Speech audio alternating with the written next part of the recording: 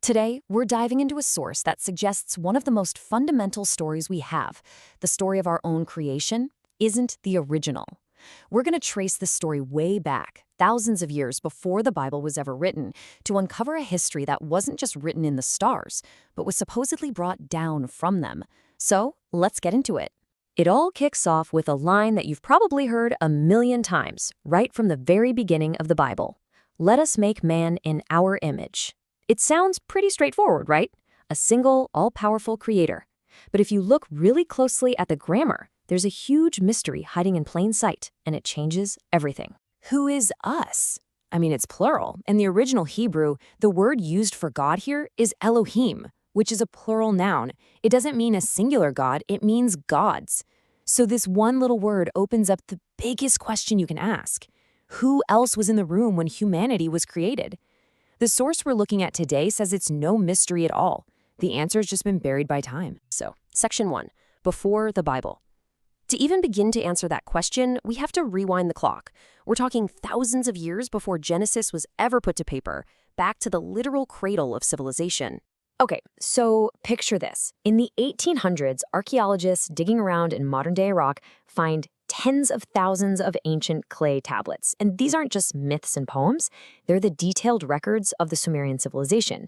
And what's crazy is that they tell stories that are shockingly similar to Genesis. A great flood, a creation story. But here's the kicker. They predate the Bible by more than 1,000 years. And throughout these ancient tablets, one term just keeps popping up over and over. Anunnaki. Now, this wasn't a name, it was a description. It literally breaks down to mean those who from heaven to earth came. I mean, it couldn't be any more direct. They're saying these beings arrived from the sky. And let's be clear, the tablets don't describe them as angels or ethereal spirits. Not at all. The Sumerian records talk about the Anunnaki as physical, flesh and blood beings. We're talking scientists, engineers, military commanders, who came to our planet with a very specific and honestly a pretty desperate mission. Section 2, the gold agenda. So if they were these advanced travelers on a mission, the next obvious question is, what could they possibly want from a primitive prehistoric Earth? The answer, according to these texts, was gold. But not for wealth, for survival. Their home planet, which they called Nibiru, was apparently suffering from a deteriorating atmosphere. Their brilliant, high-tech solution was to grind gold into a fine powder and spray it into their upper atmosphere to create a reflective shield. Gold was the perfect element for the job. So their mission wasn't about conquest, it was about saving their world. But there was a catch.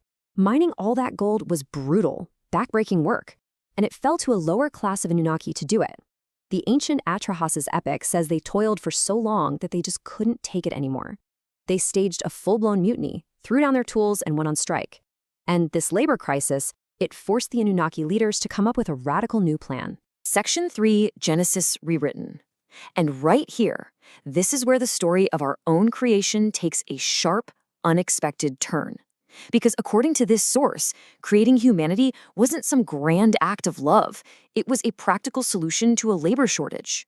Just look at the comparison. On one hand, Genesis says Adam was made from dust and given the breath of life.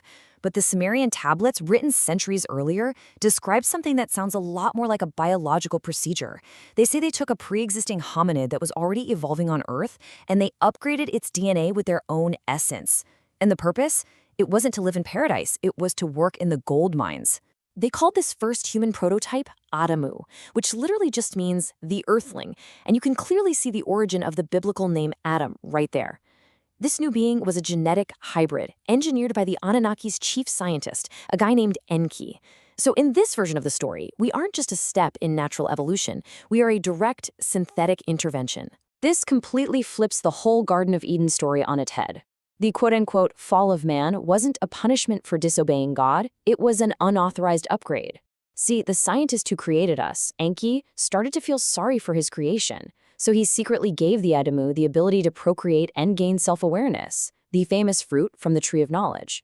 His brother, the mission commander Enlil, saw this as a massive breach of protocol, and that's why humanity was kicked out of the garden, or maybe, more accurately, kicked out of the lab. Section 4. The Forbidden Union. But Enki's little unauthorized upgrade was just the beginning. As humanity started to multiply, a different group of Anunnaki took things to a whole new level of interference, with absolutely catastrophic results. The ancient book of Enoch talks about 200 of these Anunnaki, a group called the Watchers, who came down to Earth, completely broke protocol, and started interbreeding with human women. Their children were known as the Nephilim, literal giants. This was the direct result of a union between two totally different species, and it created a dangerously unstable hybrid. The Book of Enoch describes what happened next in pretty terrifying detail. These giants had an insane appetite, and when humans could no longer produce enough food to feed them, the text says the giants turned against them and devoured mankind. Their very existence just unleashed total chaos and violence on the planet. And it wasn't just a physical threat.